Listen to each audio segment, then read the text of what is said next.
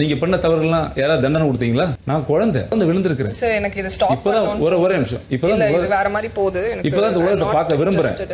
Hi hello எல்லாருக்கும் வணக்கம் and welcome back to our channel. இன்னைக்கு பிக் பாஸ் வீட்டுக்குள்ள என்னெல்லாம் நடந்துச்சு? ஸ்டார்டிங்லேயே பார்த்தீங்கன்னா ரஞ்சித் சாருடைய கேப்டன்சி சுத்தமாக சொல்கிறேன், முதல் நாளே நல்லாவே கிடையாது.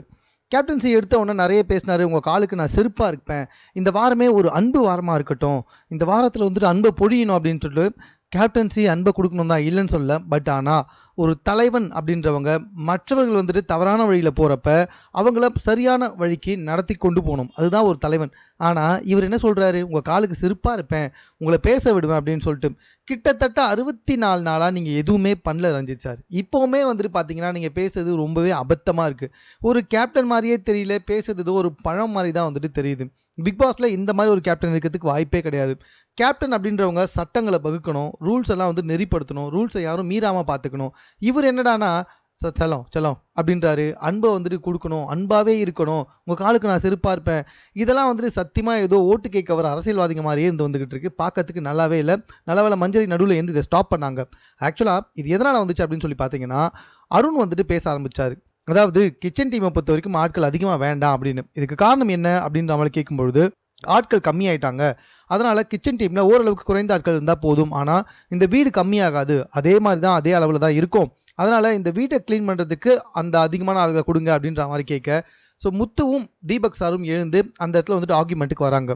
இல்லை கிடையாது, என்னதான் வந்துட்டு 2 பேர் குறைஞ்சாலுமே சமைக்க போகுது என்னவோ வந்துட்டு அதே மாதிரி 3 வேளையும் சமைச்சே ஆகணும், எல்லாருக்கும் தேவையானதை சமைக்கணும், அதனால் கிச்சன் டீமில் வந்துட்டு கண்டிப்பாக நிறைய பேர் வேணும் அப்படின்னு அவங்க கேட்குறாங்க. இதுக்கு நடுவில் தீபக் சார் ஒரு வார்த்தை என்ன சொன்னார்னா, அதாவது ஸ்கில் ஓரியன்ட் லேபர் ஓரியன்ட் அப்படின்னு சொல்லிட்டு ஒரு வார்த்தையை விட்டார்.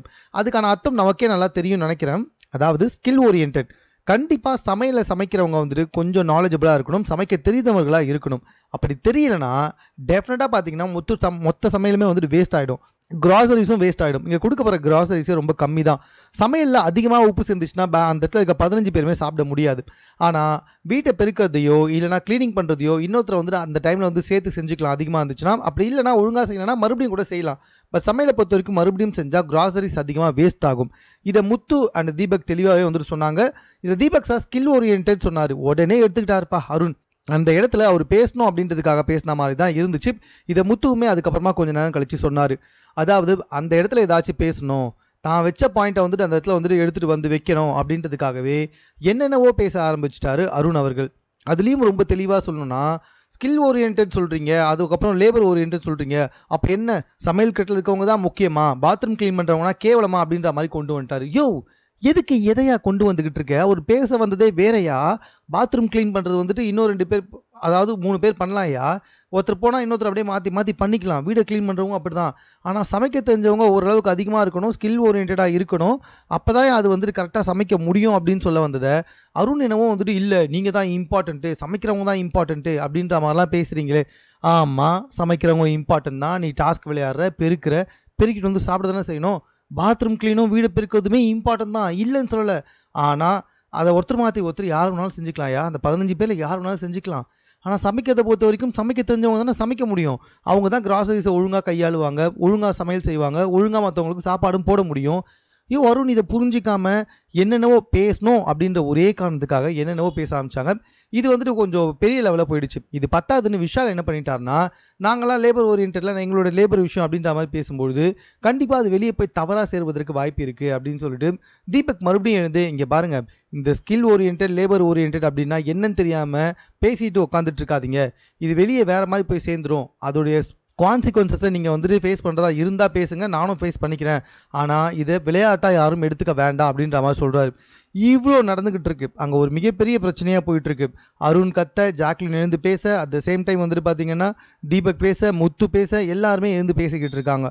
ஜாக்லின் கூட ஒரு வேலிடான பாயிண்ட்டை வச்சாங்க, டாஸ்க் விளையாடுறாங்க, எல்லாம் வந்துட்டு அங்கே சாப்பிட்ணும், நான் டாஸ்க் விளையாடும்போது அந்த சமையலை நிப்பாட்டிட்டு மறுபடியும் டாஸ்க் விளையாட்டு ஓடி போய் மறுபடியும் வந்துட்டு சமைக்கணும், ஸோ அதனால் வந்துட்டு சமைக்கிறதும் இம்பார்ட்டன்ட் அப்படின்ற மாதிரி அவங்களும் சொன்னாங்க. இவ்வளோ நடந்துக்கிட்டு இருக்குங்க, அங்கே எல்லாமே ஒரு மாதிரி கத்த ஆரம்பிச்சிட்டாங்க. ஆனால் கேப்டனாக இருக்க ரஞ்சித் என்ன பண்ணிருக்கா தெரியுமா, அமைதியாக நின்றுக்கிட்டு இருக்காரு, அவங்கள பேச விட்டு வேடிக்கை பார்த்துக்கிட்டு இருக்காராம்.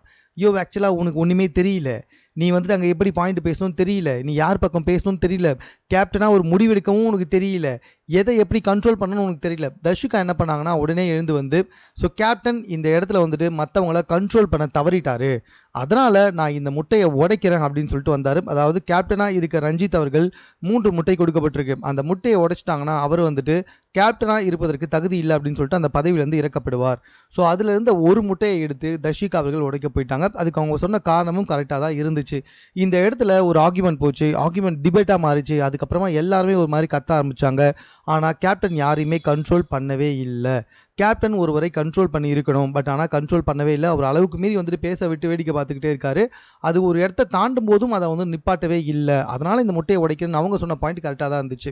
அப்போ வந்துட்டு ஓகே செல்லம், நான் இதை வந்துட்டு கரெக்டாக எடுத்துக்கிறேன், இதை வந்துட்டு நான் வந்துட்டு இதை ஊக்கமாக எடுத்துக்கிறேன், இது ஒரு மோட்டிவேட்டாக எடுத்துக்கிறேன் அப்படின்னு சொன்னவர் உடனே என்ன பண்ணிட்டாரு, நீங்களா அடிச்சுக்கிறீங்க, நீங்களா சண்டை போடுறீங்க, நீங்களா கத்துறீங்க, நீங்களா எல்லாம் பண்ணுறீங்க, நீங்களா உங்களுக்குள்ளே பேசிக்கிறீங்க, ஆனால் என்னை மட்டும் குறை சொல்கிறீங்க அப்படின்ற மாதிரி பேச ஆரம்பிச்சாரு. சத்தியமாக அவர் பேசுனது கொஞ்சம் கூட ஒரு கேப்டன்சிக்கு தகுதியானதாக 1% கூட தெரியவே இல்லை. நல்ல வேளை மஞ்சரி என்ன பண்ணிட்டாங்கன்னா, சார் இல்லை எனக்கு இதை ஸ்டாப் பண்ணணும்னு தோணுது, ஏன்னா போன வாட்டி வந்துட்டு நான் ஜெஃப்ரி கிட்ட என்ன சொல்ல வந்தோம், நீங்கள் அதை கெஞ்சி கேட்குறீங்க, கேப்டன்னா கண்ட்ரோல் எடுக்கணும், நீங்கள் கெஞ்சி கேட்குறீங்க, எனக்கு ஆக்சுவலாக இன்னொரு முட்டையை உடைக்கணும் போல தோணுது அப்படின்ற மாதிரி வந்துட்டு மஞ்சரி சொன்னதும் ஓரளவுக்கு கரெக்டாக தான் இருந்துச்சு. ஏன்னா சத்தியமாக ரஞ்சித் அவர்கள் இந்த பிக் பாஸ் உடைய கேப்டனாக இருப்பதற்கு 1% கூட அவருக்கு தகுதியே கிடையாது. அது மட்டும் இல்லை, எப்படி 63 நாள் வந்தாரோ அப்படின்னு தெரில, அவருக்கு யாரெல்லாம் ஓட்டு போட்டாங்க அப்படின்றதும் சுத்தமாக புரியவே இல்லைங்க. அந்த பிரச்சனை அதுக்கப்புறமா கூட முடியவே இல்லை. எப்படியோ ஒரு வழியாக வந்துட்டு டீமை பிரித்து எடுத்ததுக்கப்புறமா கூட அருண் போயிட்டு தன்னுடைய விஷயத்தில் ஸ்டாண்ட் பண்ணி சொல்லிக்கிட்டே இருக்காரு.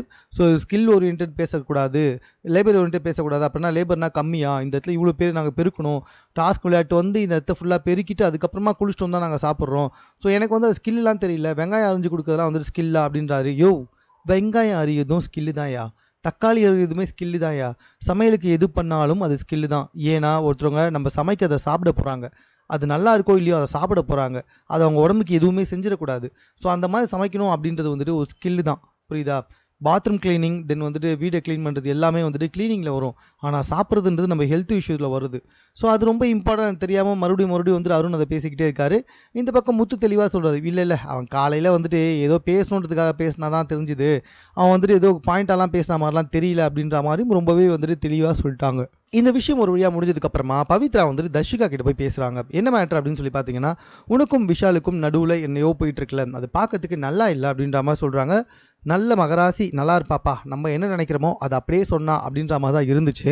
அண்ட் தென் பார்த்தீங்கன்னா அது நல்லா இல்லை அப்படின்னு சொல்ல தர்ஷிகா அதை ஏற்றுக்கல. இல்லை, எங்களுக்குள்ளே ஒரு நல்ல அண்டர்ஸ்டாண்டிங் இருக்குது, நாங்கள் இப்போ அதை பற்றி யோசிக்கவே இல்லை, எதுவுமே வந்துட்டு இந்த விஷயம் என்னுடைய கேமை பாதிக்காது அப்படின்ற மாதிரி தர்ஷிகா சொல்ல. பட் ஆனால் பவித்ரா அந்த இடத்துல மறுபடியும் சொல்லிக்கினே இருக்காங்க.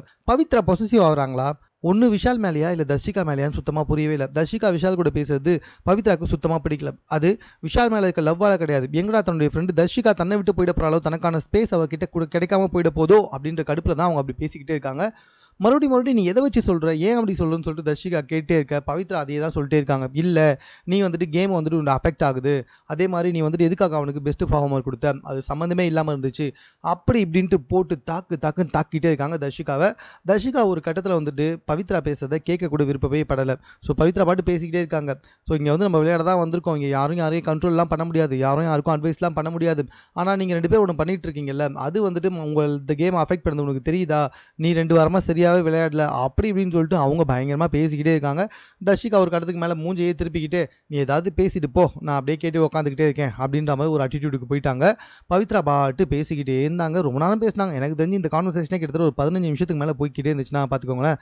மறுபடியும் வந்துட்டு அருண் என்ன பண்ணுறாருன்னா, இதை நம்ம அன்ஷிதா கிட்ட பேச ஆரம்பிக்கிறாங்க. அந்த இடத்துல வந்துட்டு இந்த மாதிரி நடந்துச்சு, பட் ஆனால் இது லேபர்லாம் எப்படி வரும், அவங்களும் ரொம்ப முக்கியமான வேலை பார்க்குறாங்க அப்படின்ற மாதிரிலாம் எதுக்காகயா இதெல்லாம் அழுத்தமாக சொல்லிட்டு இருக்க, ஏதோ ஒரு பெரிய பிரச்சனையை பிக் பாஸ் வீட்டுக்கு வெளியவே நீ கிரியேட் பண்ணிடுவோ போல நல்லாவே தெரியுது, ஆனால் அது ஒரு மேட்டரே இல்லை, நீயா வேணும்னே பேசியே ஒரு மேட்டராக க்ரியேட் பண்ணுறியோ அப்படின்ற மாதிரி தோணிட்டு இருக்கு.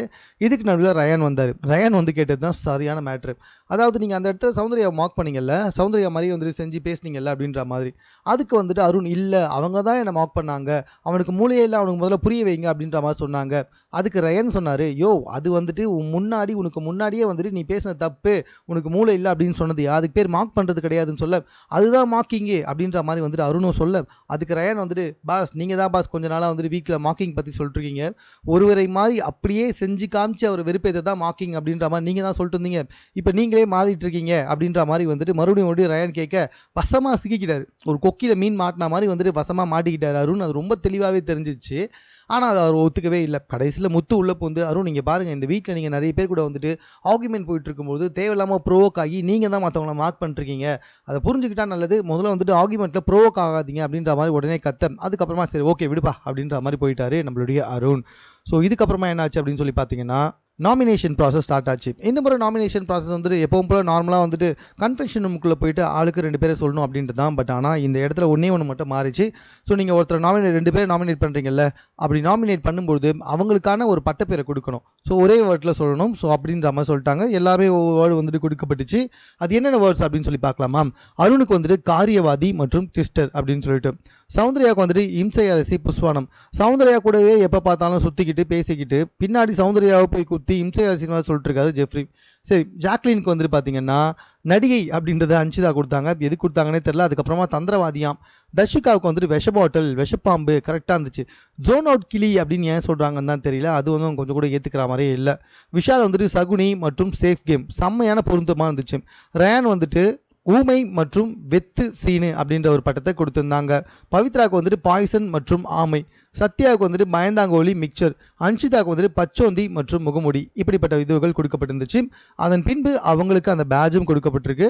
ஸோ அந்த பச்சோந்தி எழுதி முகமுடின்னு எழுதி அந்த மாதிரி பார்த்தீங்கன்னா அந்த 9 பேர் நாமினேட் ஆனாங்கல்ல, அந்த 9 பேருமே இந்த பேட்சை வந்துட்டு கிட்டத்தட்ட இந்த வாரம் முழுக்க போட்டுக்கிட்டு இருக்கணும். நாமினேட் ஆனவங்களை நான் சொல்ல மறந்துட்டேன். அருண், சௌந்தர்யா, ஜாக்லின், தர்ஷிகா, விஷால், ரயான், பவித்ரா, சத்யா மற்றும் அன்ஷிதா.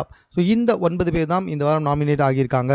ஸோ இது முடிஞ்சதுக்கப்புறமா பார்த்தீங்கன்னா ஒரு சின்ன டாஸ்க் மாதிரி வச்சாங்க. எதுக்காக அப்படின்னு சொல்லி பார்த்தீங்கன்னா இந்த பட்ஜெட் டாஸ்க்கு, ஷாப்பிங் டாஸ்க் இது ஆக்சுவலி. ஸோ ஷாப்பிங் டாஸ்க்கு யார் எவ்வளோ வந்துட்டு காசு எடுத்து வைக்கிறாங்கன்னு பார்க்கலாமா? இந்த டாஸ்க் படி பார்த்தீங்கன்னா ஒரு மேக்னெட் போர்டு கொடுக்கப்பட்டிருக்கு. அந்த மேக்னெட் போர்டில் ஒரு தலை வைக்கப்பட்டிருக்கு. அந்த தலையில் சரியாக கண்கள், காதுகள் மற்றும் வாய், மூக்கு இதை வந்துட்டு பொருத்தணும். ஸோ ஓரளவுக்கு பொருத்தி இருந்தால் அவங்களுக்கு பாயிண்ட் கொடுக்கப்படும். இதில் பார்த்தீங்கன்னா நிறைய பேர் வந்துட்டு சரியாக பொருத்தல. கரெக்டாக வந்துட்டு பார்த்தீங்கன்னா ஒரு சில பேர் தான் வந்துட்டு பொருத்தி இருந்தாங்க. அது யார் அப்படின்னு சொல்லி பார்த்தீங்கன்னா அருண், விஷால், ஜாக்லின், ரயான், மஞ்சரி மற்றும் ஜெஃப்ரி. இந்த 6 பேர் தான் வந்துட்டு கரெக்டாக பொறுத்திருந்ததுனால வெறும் 3000 பாட்டுங்க தான் கொடுக்கப்பட்டுச்சு. பேலன்ஸ் இந்த யாருமே சரியாக பொறுத்தல, ஒரு முகம் மாதிரி தெரியல அப்படின்றதுனால பாயிண்ட்டுகள் கொடுக்கப்படவில்லை. இந்த 3000 ரூபீஸ்க்கு வந்துட்டு அவங்க பர்ச்சேஸும் பண்ணாங்க. இவ்வளோ தான் இன்றைக்கி நடந்துச்சு. ஸோ இன்றைக்கி நிறைய விஷயங்கள் பேசிகிட்டு இருந்தாங்க. ஏன் கடைசியில் கூட வந்துட்டு பார்த்தீங்கன்னா நம்ம அன்ஷிதா மற்றும் விஷால் தனியாக உட்காந்து பேச நம்ம தர்ஷிகாவுக்கு வயிறு எரியுது சமகானில் இருந்தாங்க. அதை ரொம்ப க்ளோஸாகவே காமிச்சிக்கிட்டே இருந்தாங்க கேமராமேன். ஸோ இதெல்லாம் இன்றைக்கி நடந்திருக்கு. நாளைக்கு தான் வந்துட்டு முக்கியமான டாஸ்க்குகள்லாம் கொடுக்கப்படும். ஸோ எந்த அளவுக்கு சுவாரஸ்யமாக போகுது அப்படின்றத வெயிட் பண்ணி பார்க்கலாம். மேலும் இது போன்ற செய்திகளை உடனுக்குடன் தெரிந்து கொள்வதற்கு நம்ம சென்னை சேனலை சப்ஸ்கிரைப் பண்ணுங்கள். இது குறித்த உங்களுடைய கருத்துக்கள் இதுவாக இருந்தாலும் கமெண்ட்டில் நீங்கள் பதிவு செய்ய